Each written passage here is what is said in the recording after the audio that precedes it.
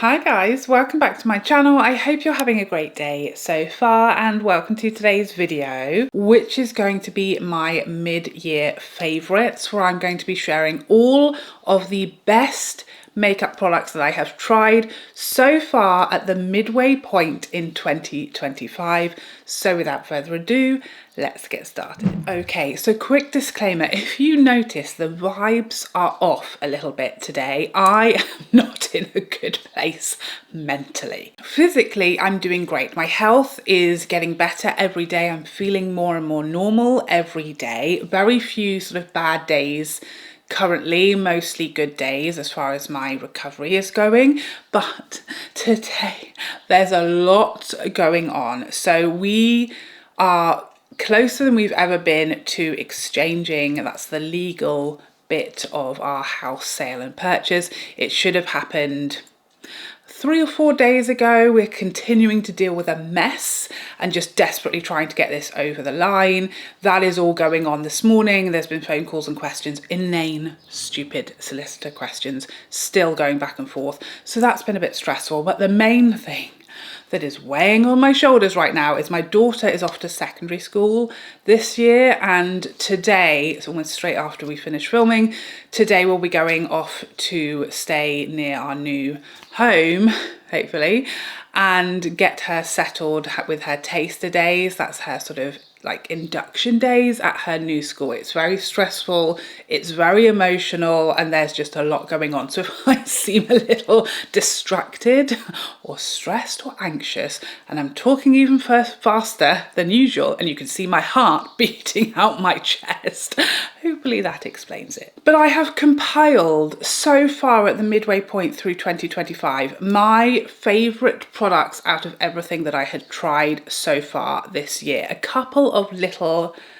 side notes to that. I haven't included any like new shades. That's not, you're gonna have to do better than that, okay? A new shade of an existing product isn't going to be included here because it's not a new product, it's just a new shade. Does that make sense? Also, I have excluded Charlotte Tilbury's Nudegasm. As much as I adore and love her, it's not new, it's basically a restock. So that's not in here, as much as I love it. And it's very interesting looking around at these little products that I have grouped by category. We're really light on the ground in some areas and then very heavy on the ground in others, which is intriguing. So let's kick off with eyeshadow. So far, only 5 palettes on the table in front of me, and 2 are from Lisa Eldridge, single-handedly saving the year when it comes to exceptional eyeshadows. So as we have spoken her name, like she's Voldemort or something, let's kick off with the 2 most outstanding palettes of the year so far, by some way, no contest. First of all, Betty, Lisa Eldridge Betty. Just look at her, okay? Now, some of you were doubters when you saw the images of this eyeshadow palette. A lot of people were like, what am I going to do with that? How am I going to make a look? How will I use it? How will it be wearable? And then we started seeing it in action. And don't ever doubt Lisa again. How dare you?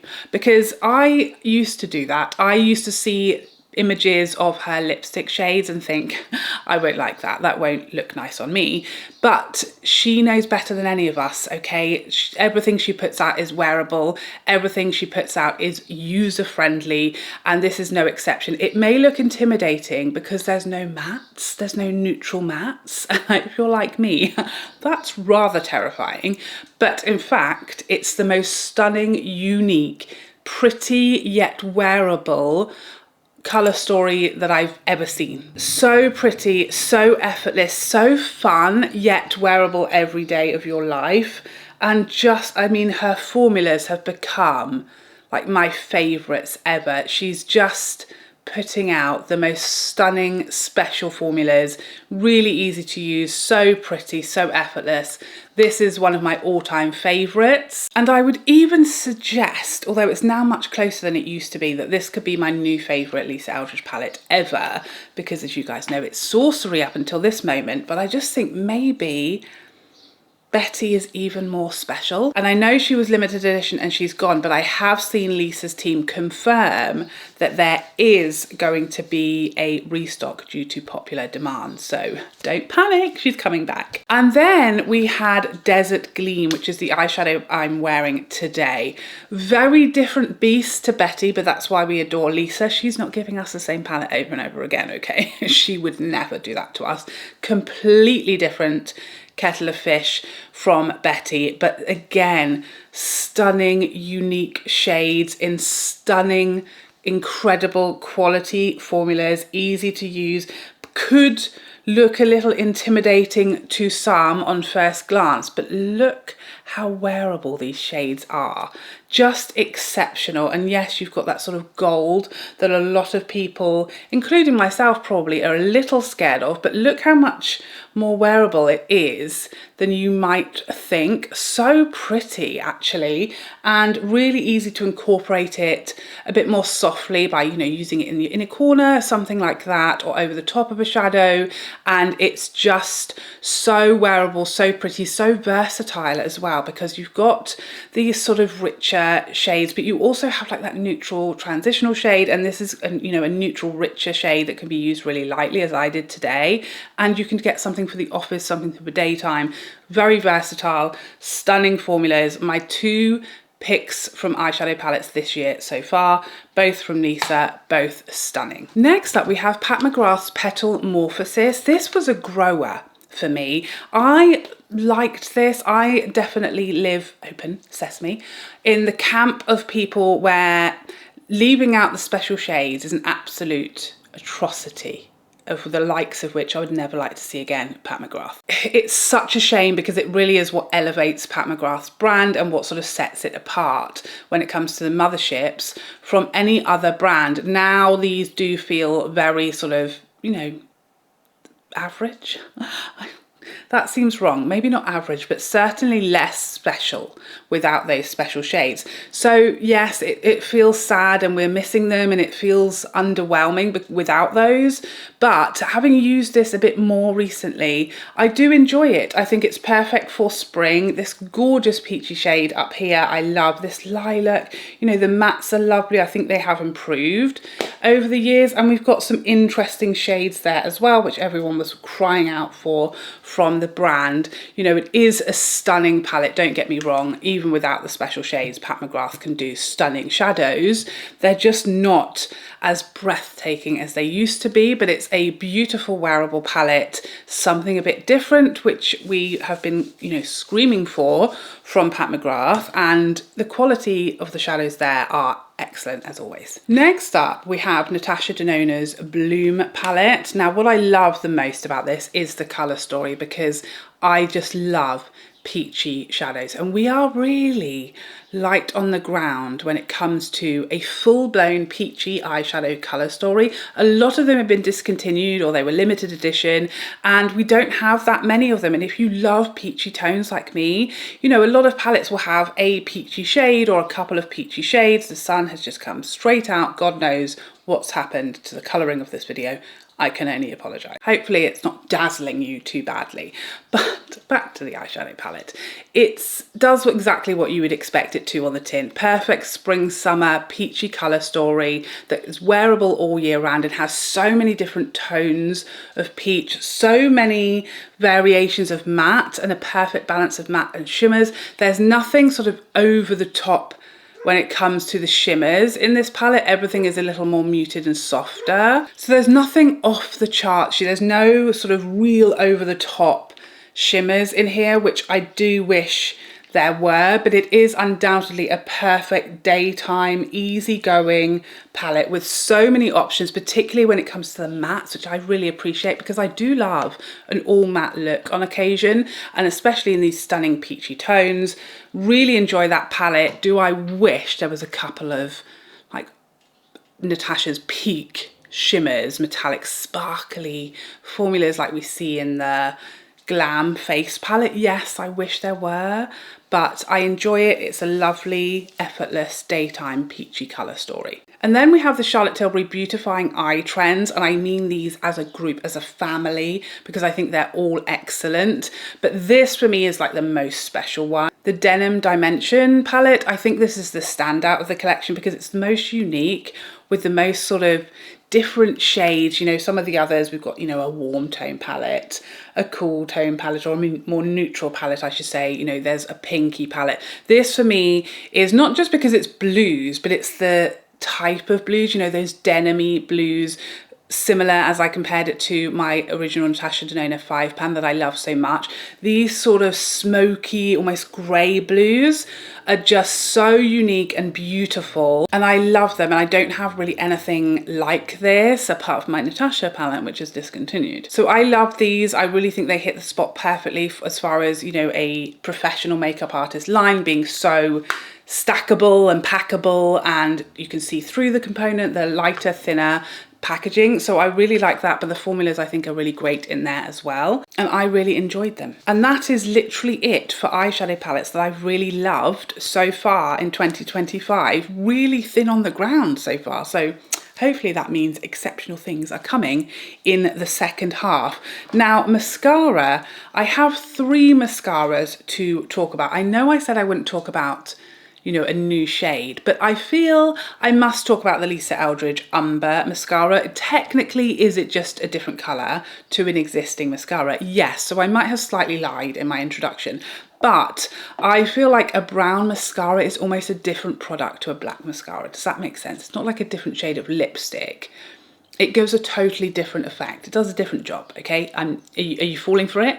Am I convincing you? This Kitten Lash mascara in Umber is so stunning. It is the best brown mascara I've ever tried. It's the richness yet softness of the colour that makes it so perfect. This is a standout mascara anyway, especially if you get watery eyes, if you might cry, if you're going to a wedding, if you might get wet.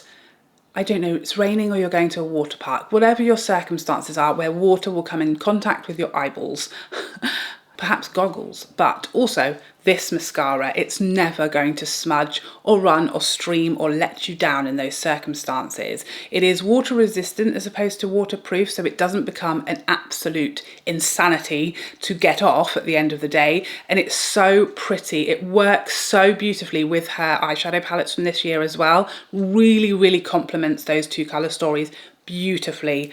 I love it. Worth a mention, even though it slightly goes against my own rules. And then 2 brand new mascaras with no rule breaking this year. First up, the Gucci. This I love so much. It gives gorgeous, impactful lashes, volume, huge, big lashes, drama, easy to use, stunning packaging, stunning component. Really, really loved this one. Straight into like my top few mascaras. And then we have the Too Faced, which is the mascara I'm wearing today. This is the ribbon wrapped lash mascara, so it is a tubing mascara, and I love it so much. I think this is ready for the bin and I need a new one. It's so lengthening and lifting, and it fans your lashes out, it separates them beautifully, and because it's a tubing mascara, if you cry or anything terrible happens around you, elements wise, then you're not going to get smudging and running, because you will just instead get the, you know, the fibers, which are easily sort of brushed away, which I love, and also incredibly easy to remove for that as well. So I love both of these mascaras. The slight downside of the ribbon lash is I don't like the packaging. It just feels and looks a little young, maybe a little cheap for me if you compare it to like the Gucci. I wish this came in this packaging, and then it could stand a chance of gazumping my Charlotte Tilbury off top spot, because I like it, the effect of it, probably almost as much as the Charlotte Tilbury. And if it had comparable packaging, it could be right up there, but I almost don't like using it because it's just not nice to hold. I'm so annoying. I am so picky. But, you know, these are excellent mascaras, so in order to choose between them, you have to be, otherwise they all just come in first place. That's not very useful, is it? Again, we only have 2 concealers to talk about so far this year, so we'd better see some new hot fire concealers in the second half of 2025, because what is happening? Where are they all? First up, let's talk about the Lisa Eldridge Pencil Concealer. This is the Seamless Skin Pinpoint Concealer. Again, another really like revolutionary, innovative product from Lisa Eldridge's brand. I don't do a lot of spot concealing. I do have, I hate to say this, it sounds so weirdly boastful, but I have very clear, good skin generally. So I don't do a lot of pinpoint concealing or spot concealing because I hate saying this. I literally hate myself right now. But I just want to be transparent that this for me personally is not a product I get a lot of use out of because it's just not how I do makeup and I don't need typically to spot conceal. So there's that. But I do have a hormonal 11-year-old and this is like perfect because she doesn't ever wear makeup to school. She is experimenting and learning to play with makeup a little bit, but every now and then, you know, she'll have a breakout or some spots that she feels a bit self-conscious of. And the fact that I can just over the top of it and it looks like, you know, there's nothing there. She's not wearing makeup, which she's not allowed to primary school anyway.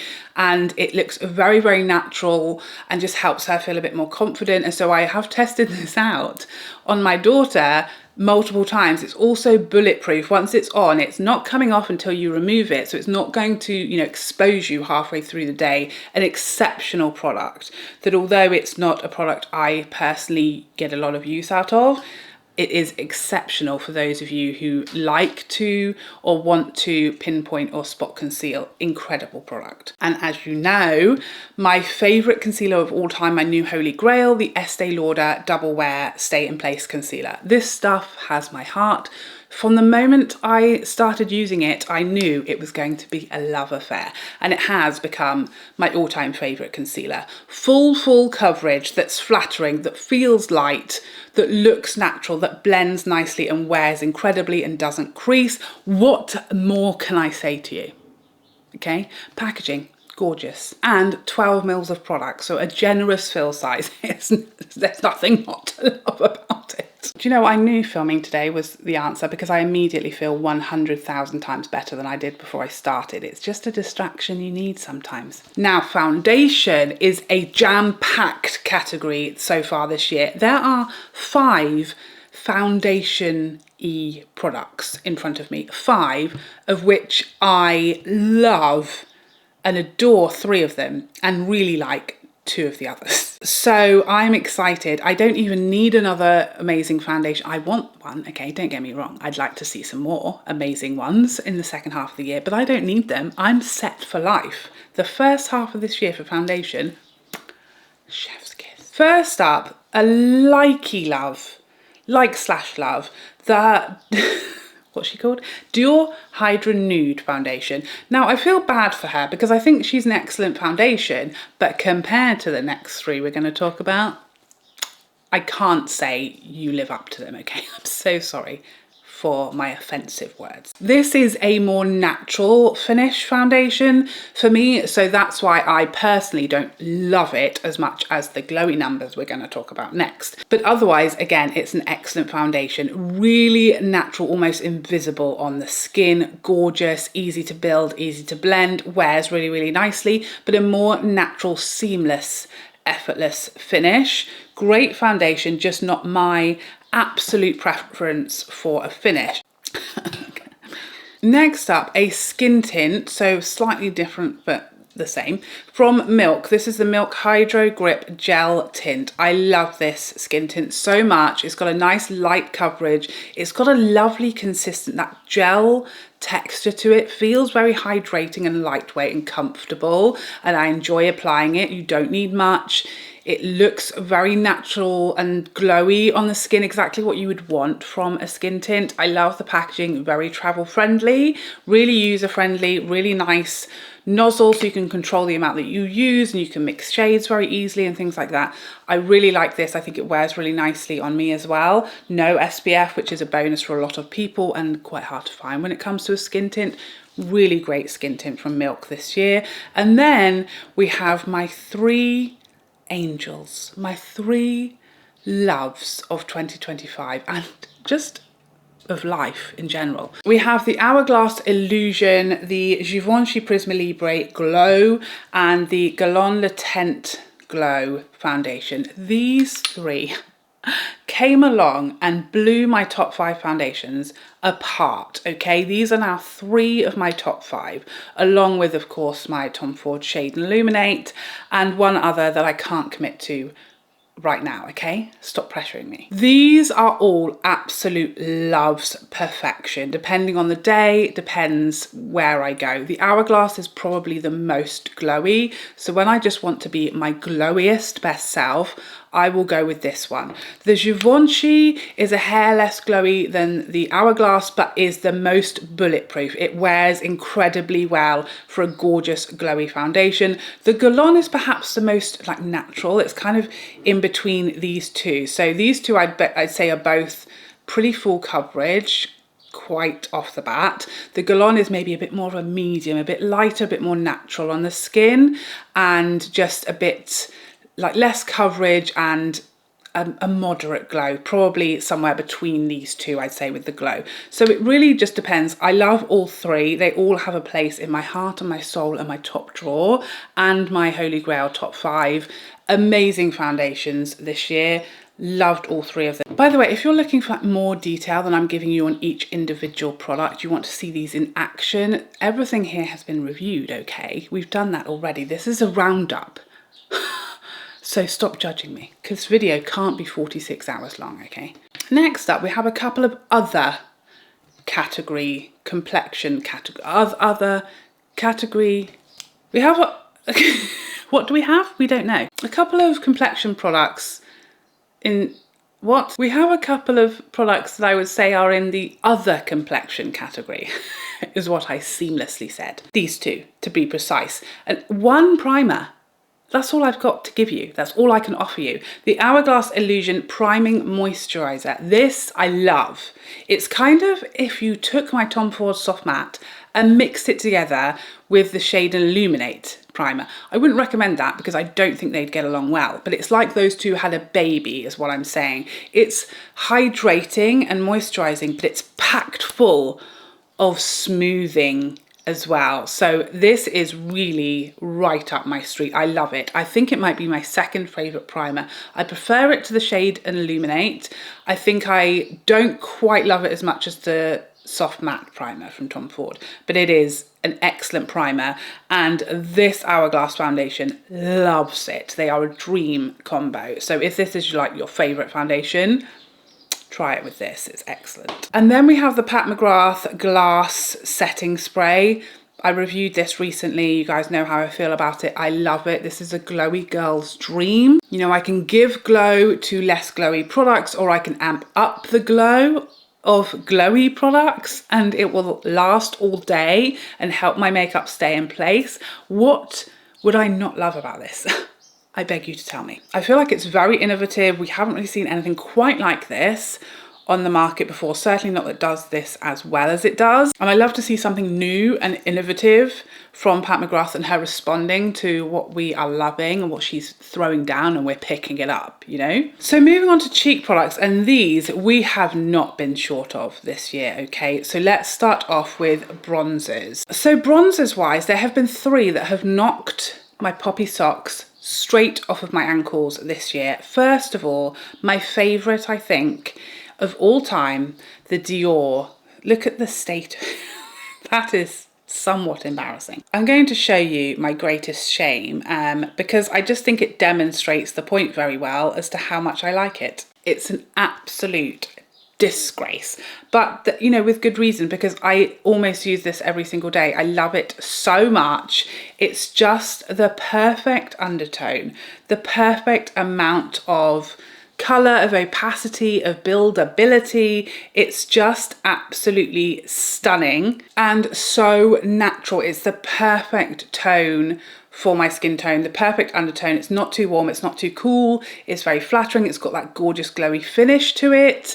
My absolute dream bronzer in this gorgeous packaging, which I love as well. It's my holy grail bronzer, I think, and I'm very, very happy about it. Next up, we had the 56th reformulation of Chanel's cream bronzer this year, and we think they finally nailed it, okay? Almost as great as the original, I would say. Silky, creamy, super buildable, gorgeous shade. Smells delightful. Easy to use, absolutely love this one. I did not like the middle reformulation. That just the available shades were a problem for me. Not really a great shade for me anywhere to be found. And for lots of people, they added, was it coconut oil, which is an allergen for lots of people and an irritant for lots of people with sensitive skin. So that has gone from this reformulation, which means much more people can use and enjoy it. And for me, this feels less slimy than that first reformulation, which is a great plus, and I feel like it helps it melt without picking anything up and making your foundation slide about underneath. So I think this is a massive improvement on that first reformulation, and I really love it. Now, I said bronzer, but I guess strictly speaking, the Rare Beauty is a contour. I have the shade Mellow, which is, it's not a crematorium grey contour, it's more of a neutral, I would say, than a cool tone. It's just such a lovely texture. It's so light, this liquid. It blends so easily. It just dissolves and melts into your skin, but it doesn't disappear. It's just the perfect, you can see that's making it look very great against these two bronzers, but it isn't a sort of really unwearable, very cool grey. Is that making sense? For me, this is a very natural, beautiful contour. It is not intimidating, that's not scary, that's not too much or too hard to blend and do a good job of contour, which is something that is, you know, tricky for lots of us amateurs. Beautiful, natural, seamless, effortless product that I really love. Next up, let's talk about highlighters. I have a lot of highlighters. Again, a category we have been spoilt with so far this year. I have 5.5. I'll explain the half in a moment. First up, the highlighter I'm wearing today. This is the Prada Beauty, and this is my new favorite. So seamlessly, smoothly glowy. Not a single sparkle or glitter particle is to be found in here. It's so smooth, yet so shiny. It's like all of my dreams come true, and stunning packaging as well. Gorgeous melting formula, just so seamless and natural. I love it so much. Then we have the YSL, again, so silky. It's just a delight to swatch that YSL. It's so silky. This one, a hair more sort of shimmer particles that you can see in there. The most insane, stunning packaging you've ever seen. Another stunning highlighter. I have filmed a highlighter like ranking and roundup video. I'm not 100% sure if it will go up before and after this, but it's either coming or it's already there. So either way, hold your horses. Next up, we have this limited edition number from Dior. This is Coral Glow, and she's like a blush lighter, a blushing highlighter, if you will. Look at that color, that stunning coral color, absolutely gorgeous. In winter, this was just a gorgeous blush on me. Now it's kind of in the middle. I can use this lightly and it just be a highlighter, or I can build up and get that stunning glowy coral cheek. Perfect, delightful for summer. We then have Dior's new permanent line of highlighters, equally divine. Bougie packaging that I personally wish was a different color. I'm not a fan of the silver. It feels a bit Eurovision.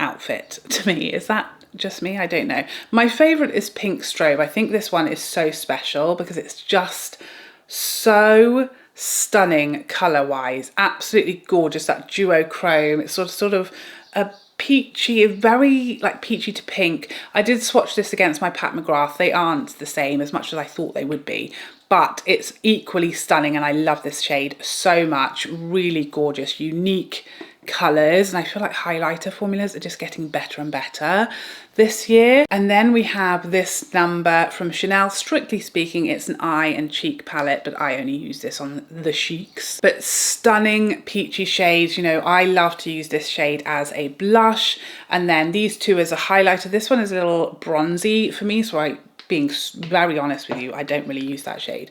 But the others, absolutely gorgeous they are. You know, Chanel makes some such stunning highlighter and blush formulas, and they're just so seamless and effortless and understated and elegant of a glow, and I just delight in having a whole palette of peachy shades that I can use for highlighter and blush. Stop it, why did you do this for me, Chanel? It's not even my birthday. But I have got a lot of use out of that palette and I just love it so much. It's just perfect when you want to go all in on the glow and the peachy cheeks, which frankly I do almost every day. And now for the half that I mentioned. This is the Chanel's Duos. This one in particular, Soleil Couchant. This is just summer cheeks in a compact. We've got a sort of burnt, like almost terracotta-y peach blush and that stunning bronzy highlight. Look at that. My favorite way to use this, as you can see, this highlighter is a little dark for me, is just to mix them together. They're stunning. This blush is gorgeous. I love to swirl them together and just load up the cheeks with peachy golden glow and just pretend to be a sunset walking the earth. Gorgeous. I love Chanel's formulas. The pink shade I like as well, but this for me is my favorite. It's just gorgeous. Frankly, if Chanel is going to put out a glowy blush or a highlighter, I am going to eat it up for breakfast, lunch and dinner, and possibly a midnight snack at the same time. Now, there's a lot of blushes here, okay? Now that says something about me as a person because I just am a blush person. I love blushes. It's one of my favourite makeup items, so I try and buy a lot of blushes. So that's one of the reasons we've got so many in front of us. But also there's just been an absolute plethora of blush releases in this first half of the year.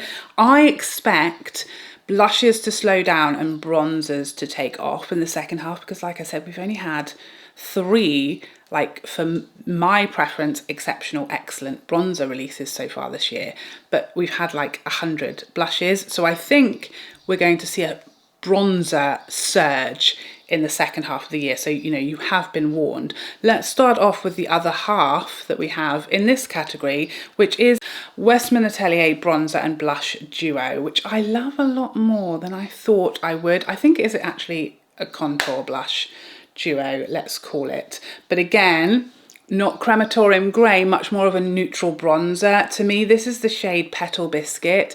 And I know, okay, I hear you. It looks really boring and unimpressive and like meh, which is what I thought. And I nearly didn't buy any of these for that reason. But on the cheeks, it's actually stunning, okay? Even though, horrifyingly, this blush is matte. Who would think that I would love that? But I do. It's just gorgeous, so natural and understated and effortless and easygoing that I can't frankly complain about it, and I won't. Next up, the most hated item on my channel, it's the Hourglass Custom Palette, which I know many of you are furious, with good reason, that it exists and that I have it, because you can't get it. It's now sold out and seemingly gone, and it was never here in the UK. Luckily, I have angels living in the US who are willing to help me when I call and beg them to. This is a game changer. Do I think that we won't see these ever again? Obviously not. 100% these are coming back and they will be nationwide. I'd bet my hat on it. Okay, and I don't even have a hat. But if I did, I'd be willing to eat it if these were never brought back and they were never more widely available, because we've been screaming for these for years, and I guarantee they sold incredibly well and incredibly quickly for Hourglass, and they're now sitting there in their little board meeting saying, guys, we need to bring these back, everybody loved them. So I do think we'll see these again. These just made all my dreams come true. I'd like to make like 4 more of them though. This is definitely more of a sort of my winter skin tone that I chose with regards to the shades here. So as you can see, everything is sort of soft and muted and understated, but Hourglass powders are very buildable, so I can still use this now in summer, even though it may look too soft for me, but I can certainly still use it currently. It just takes a bit of building, but being able to create these palettes to your own preferences with the products you want and nothing you don't want is a very satisfying moment, okay? And I love it. I'm so happy they finally did it, but I'm so unhappy that they did it only for the US and only for such a short amount of time. I'm conflicted, is what I'm saying. But I am absolutely 100% confident they are going to return, I'm sure of it. Next up, a product you may have forgotten about. It seems like it has got lost in the melee of blush releases, and it's these Natasha Denona duos. This is the shade Fresh Mauve. I loved these when they first came out, and I still do like them, but I do think that with so many amazing blush formulas that came out afterwards, I have sort of forgotten about it. But I think the main issue is, which was my issue at the time, is the shade offering is just not exciting enough. There's a lot of pink and not a lot of anything else. If there had been a peachy or a more coral number here, or a neutral color story, this would be, you know, right up there in my favorites, because it's such a lovely formula. I love that we've got, you know, a mixture. You can mix them together. One's more glowy, one's more natural. They're very easy to use, very buildable. I love the components. Really excellent product. We need more shades for it to be like super exciting. The Dior stick. We've had so many cream and liquid blushes and products this year that have really had me questioning my cream and liquid hatred. You know, it's starting to wane. This is the blush stick in Candy, and it's so pretty. I spoke about this in my holiday, what I took on holiday, and how I barely wore anything else. It's just the perfect summery shade, so gorgeous and glowy. Love the packaging. And then came along these Charlotte Tilbury blush sticks, which I love so much more than I thought, particularly this peachy shade, Peachy Glow. Gorgeous, so much pigmentation, very flexible, very easy to use, and again, a stunning glowy finish. I do prefer the Charlotte Tilbury to the Dior because they're less sticky and they are more pigmented, so I don't need to build them up. They're easier to work with and they don't have all your hair sticking to your face, which I prefer. But I do wish, like, if you could put the Charlotte Tilbury stick in the Dior packaging, you'd have my dream come true. But again, we're grossly let down by the shade offering. What's going on here? We've got like 5 pink shades and 1 peach, and that's all we've got. We want neutrals, bronzy shades, we want a coral, we want some more exciting shades, because at the moment I feel like the shade offering with these Charlotte Tilbury is what's letting them down, because they're an excellent product, but I think because we don't have enough exciting shades, they're going to get forgotten quickly. So quickly give us more Charlotte Tilbury is what I'm saying. Next up, you can't believe it, but Dior have reformulated another product. Who would have thought it? But they definitely improved these, not just the formula, so that they now are more buildable. They now are less sort of hard pressed, I find, like they're silkier somehow, and the finish to me is much more exciting. And they've added some much prettier, more exciting shades, especially Toffee, which is the blush that I have on today. This is my favorite. It's gorgeous, effortless, peachy, glowy, goddess bronzy cheeks in a little compact. I only really liked and was a little underwhelmed by the original formula, but this went straight in my top drawer and I've been loving it and using it a lot since. Another blush that I absolutely love that's like an effortless everyday neutral shade is this Fenty one, Fenty Tahiti Tease. A lot of you are disturbed by this angular packaging, which I can't blame you for, to be honest. And the fact that why on earth isn't there a mirror in there?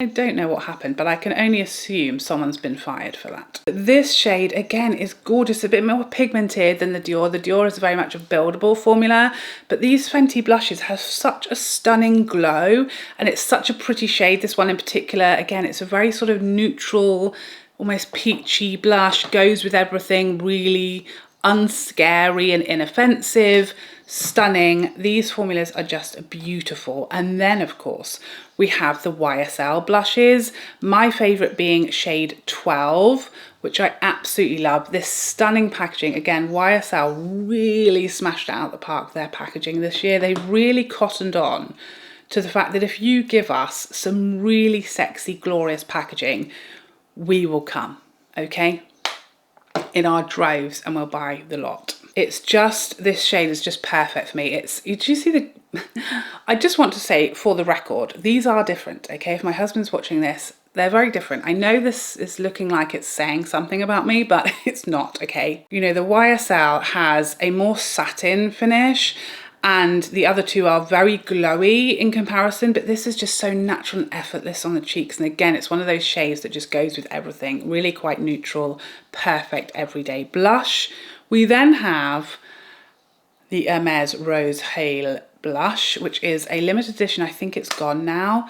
Really stunning blush. This was one of my husband's birthday presents to me, and I was not cross because I really didn't want to buy this because it's a ridiculous price point, but I am not furious that I have it anyway. Absolutely stunning, and it's a lifetime supply, as it should be for that price point. And finally, we have this Lancome blush Coral Clash. Again, something I nearly skipped on because it just looked very sort of average and unexciting, but it turned out to be, just swatching it now, I wish I'd worn this today already, but it's just so silky, and it's one of those that is luminous, but there's not a single fleck of glitter or sparkle in it at all. It's just glow, much like the Prada highlighters.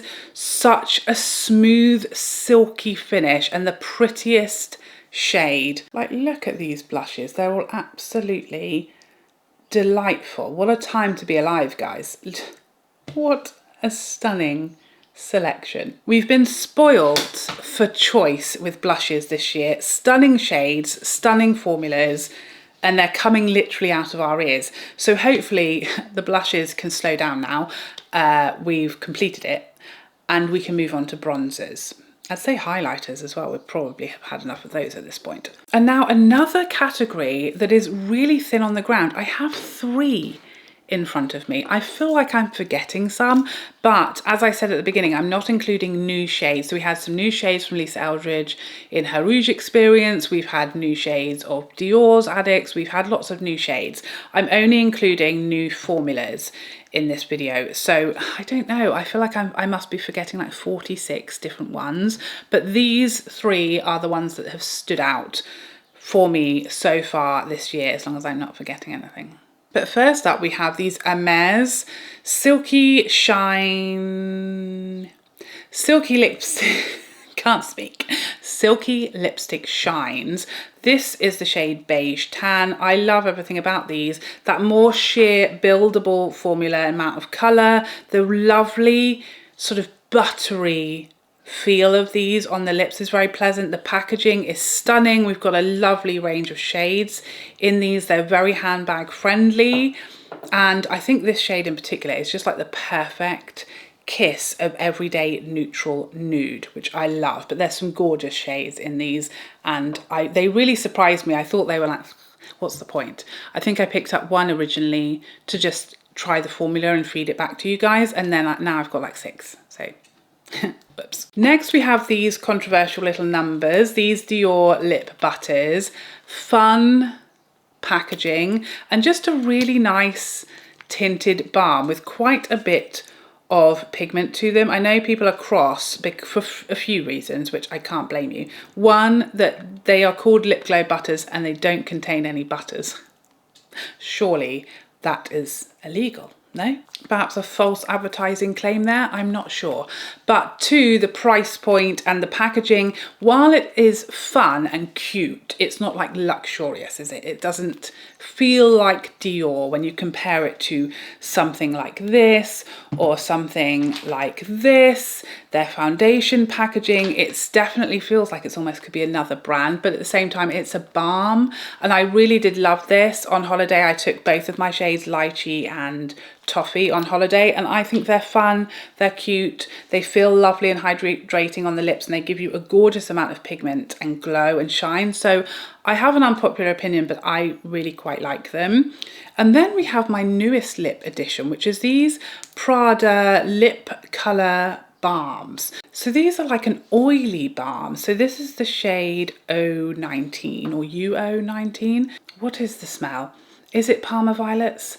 I think so. I love the scent of Prada makeup. I just think it's very nostalgic somehow. I think it's Parma Violets. So these are a sort of balmy formula, but it's more oily, lovely, light, sheer amount of colour that you can build a little to more of a sort of light to medium opacity. Really lovely feeling, oily feeling, not oily. Oily sounds like an oil slick. I mean slippy. I mean it in a good way. Is there a good way to say oily?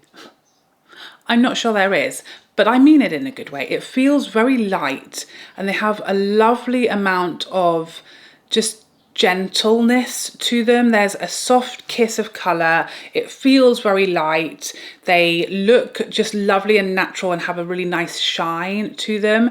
And that gorgeous feel, like not really buttery, lighter than that. Just lovely, very effortless. I love Prada packaging. And just very easygoing. I feel like that's the theme of these new lip formulas this year, has been easygoing, lighter, more natural, more soft and subtle, sort of balmy formulas. Really right up my street this year. So we have the Hermes, the Dior and the Prada. Gorgeous. Phew. And there we have it, guys. The timer says 52 minutes. Whoops. I'm hoping I can cut that down a little in the editing process, but I really hope you had a snack or drink or at least a chair, maybe a blanket and a fan. You know, really treat yourself. But I can only apologise what a long one it turned out to be.